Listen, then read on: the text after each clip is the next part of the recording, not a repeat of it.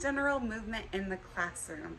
My name is Laura Kaler, and I will be talking about 3 different general movement exercises that you can implement daily into your classroom. There's a myriad of them, but let's just focus on 3. The 3 are going to be wiggle your whole body for 30 seconds, quietly tiptoe around the classroom in a line, and make stand up to agree statements. So why general movement in the classroom on a daily basis? First, it's a brain break that's going to break up a long lesson. You're going to use them for shifting gears and transitions. You're going to find that it can help you step into a new lesson or a new portion of your day, and it could even help you step out for the day.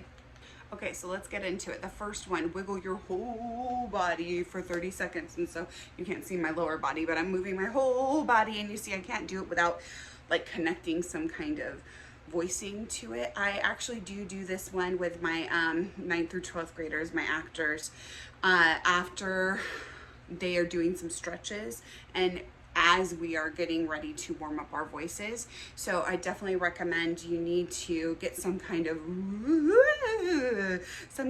vocal to the movement, but the whole body is key. In 30 seconds, I don't really look at the clock, but we usually probably like let that go in 5 seconds. In 30 seconds, there's something to committing for 30 seconds. I think you break the cool in the room after the first 10. With little kids, you wouldn't have that problem, but as the grade level goes up, people might feel really silly, and the whole thing is to not feel silly, is to get out of your head and to just get your body doing something and then just connect and be present.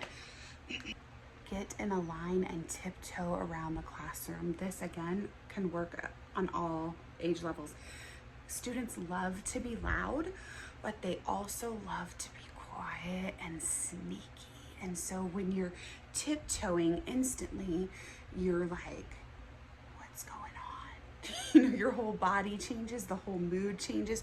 You're gonna do that quiet, because a tiptoe in very nature is just to like not make noise and to kind of sneak up on something. And so in getting in a line is going to help them unite in this goal. And you could create an imaginary circumstance, but to go around the classroom, now you're kind of exploring the classroom in a way that the students just usually come in, put a backpack down, or go into their cubby, sit down. It's just a different way to orient them to the space, makes it new of possibilities. And they're going to just stop talking and pay attention, right, on this common goal. Focus in and pay attention. Such a great exercise to break up your day. Finally, make stand up and I agree statements. So this is going to get students, give them a chance to agree with something and stand up for it, or get up physically for it, solidifies your belief in it or excitement for it, and or sit in opposition to it. So a statement like, I like pizza, and you're gonna stand up if you like pizza, and you're gonna sit down if you don't. And maybe get more specific, like, I like Hawaiian pizza, because most people like pizza, but Hawaiian pizza seems to be polarizing, right? And so you're gonna help kids gain confidence in what they like and what they don't like in non-threatening ways. It's gonna get them to focus on things that they're experts at, like their own interests, right? So you're going to give them a break from forced subject matter and get them kind of connected to something fun that they're like, hey, I know this. And it's going to be important for you to model it before your students, because you can do it. You can make the stand up and agree statements. Great, you should. But then you could, depending on your class, get some students to do it too. And so you're going to want to model just being positive, being succinct, not trying to be polarizing, like no politics or religion, maybe if it works for your grade level and your subject matter, right? But we're not really trying to get them to debate. We're trying to get them to just simply stand or just sit because they don't agree. And so that's that.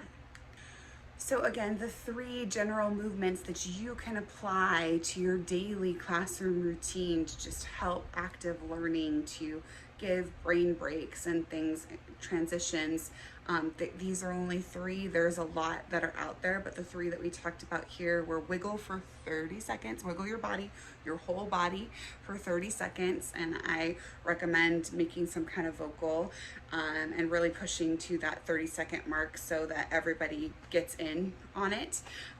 Then second is going to be to get in a line and tiptoe around the classroom, get to know that classroom in a different, fun, sneaky, imaginative way, get kids playing and engaged in something super simple they don't have to think a ton about. And then the last one is making those stand up and agree statements. So kids are going to focus on the physical, and that's going to help them engage and get out of their head, but that's going to benefit their mental, emotional needs. We're triune beings, right? So we want to get body, soul, and mind connected. And when you're sitting down, focused on an assignment, you might not be physically connecting, right? You aren't. So you got to get these general movements into your daily routine. They're super easy to do, very beneficial for you and your classroom. Hope this was helpful.